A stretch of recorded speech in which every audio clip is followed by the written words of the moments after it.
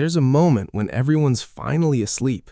The house is quiet, the notifications stop, and you sit there, not relaxed, not relieved, just empty, like you've been running so long you forgot what stopping feels like. You're not sad about anything specific, you're not crying, you're just sitting in a lit kitchen staring at nothing, a cup of tea gone cold beside you. And the strangest part? You don't even know what you'd need to feel better. You just know this feeling. You know it well. If you felt that, this video is for you. But why this happened? Some people are born feeling everything more deeply. Every tension in the room, every unspoken disappointment, every moment something could go wrong. Others were built this way, not by choice, by necessity. Picture a child who learned very early that falling apart wasn't an option. Maybe the house needed calm, and they were the one who kept it calm. Maybe they watched someone they loved struggle and decided quietly they would never be a burden. They learned to read the room before entering it. That child didn't choose to stop feeling. They just learned to keep moving instead. That child was you, and the body remembers. You woke up today tired, not because you didn't sleep, you slept. But you opened your eyes and the weight was already there, sitting on your chest before the day even started. So you got up anyway. You answered the messages, you showed up. You smiled at the right moments, said the right things, held the right amount together. And somewhere deep inside, a quieter version of you was completely silent, just watching, just waiting for the day to finally be over. This isn't laziness. This isn't weakness. This is what happens when you've been the strong one for so long that being strong stopped being a choice. It just became who you are. The tiredness isn't in your body. It's in the part of you that never gets to rest. But here's what nobody tells you. Have you ever had someone look right at you and say you always have it together, then felt something quietly sink inside? Because you know the truth. You have it together the way a dam holds water, under constant pressure, held by sheer force, and one crack away from everything coming through at once. You've become so good at functioning that people stopped checking on you, not because they don't care, but because you never gave them a reason to worry. You trained the world to see you as fine, and now fine is all they see.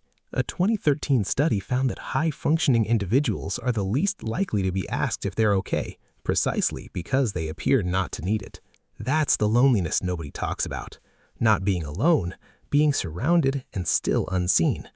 Drop a 1 in the comments if you felt that just now. And this is where it gets deeper. Everyone calls you strong, and somewhere along the way you started believing that's all you're allowed to be. But strength was never meant to be permanent. It was meant to be a response, something you picked up in the hard moment and then put down when the moment passed. You never put it down. You just kept carrying it day after day, year after year, adding more weight without ever removing any. And what looks like strength from the outside, the reliability, the calm, the always showing up, is something else entirely from the inside. It's exhaustion wearing a very convincing mask. You're not strong because it's easy. You're strong because you never learned that stopping was an option. Because every time you almost stopped, something needed you, someone needed you. And you showed up again. Most people never see this part. Here's what the tiredness actually looks like from the inside. Someone asks you a completely normal question. What do you want for dinner? And for one split second, you feel something close to rage. Not because the question was wrong, but because you've been deciding and managing and holding things together all day. And that one small question lands on a pile that was already overflowing. You snap, or you go quiet, or you just say whatever you want because choosing one more thing feels impossible right now. Psychologists call this emotional depletion. Your brain has been running on empty for so long that even tiny demands feel like too much. It's not that you're irritable, it's that you're full, completely, invisibly full. 1 second, ask yourself this right now.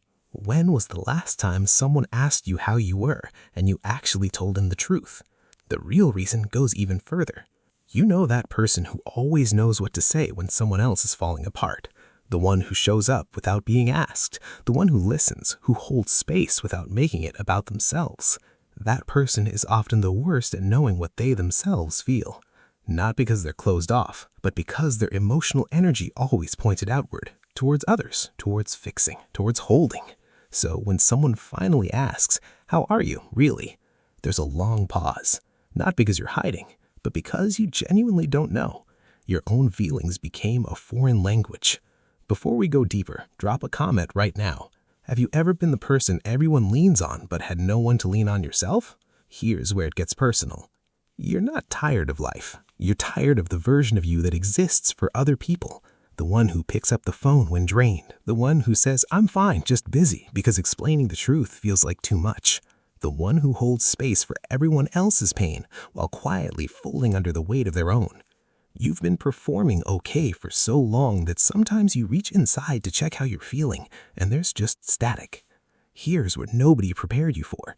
The exhaustion doesn't leave just because life gets easier. It stays until you stop pretending it isn't there. Nothing is wrong with you. You were never broken.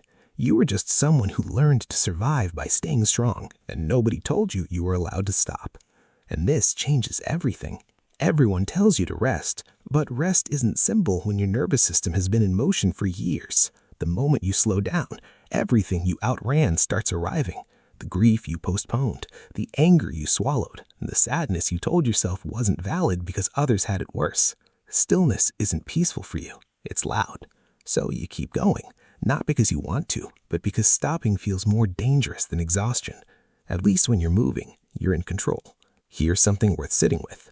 Keeping going can be two things. For some, it's genuine resilience. For others, it's avoidance, movement used as armor against feelings that are waiting to be felt. Only you know which one it is. But wait, there's something else. What if tired was enough? Not tired plus a good reason, just tired and allowed to say so. You've spent so long justifying your need to rest that rest became something to earn, something you'd get to once everything else was handled. But everything else is never fully handled. You know that. Here's the shift that actually matters. You don't need to collapse to deserve care. You don't need to break down in front of someone to prove the weight was real. The weight was always real. You felt it every morning before the day even started. You carried it through every room, every conversation, every smile that cost more than it looked. You were never performing for no reason. You were surviving. So what actually helps? 3 things. The first, name it out loud. Not to fix it, just to say, "I am tired," and it is real. Your nervous system needs that acknowledgement more than another solution. The second, let one thing go uncarried, one message unanswered, one expectation unmet, just tonight. You teaching yourself that the world doesn't collapse when you put something down.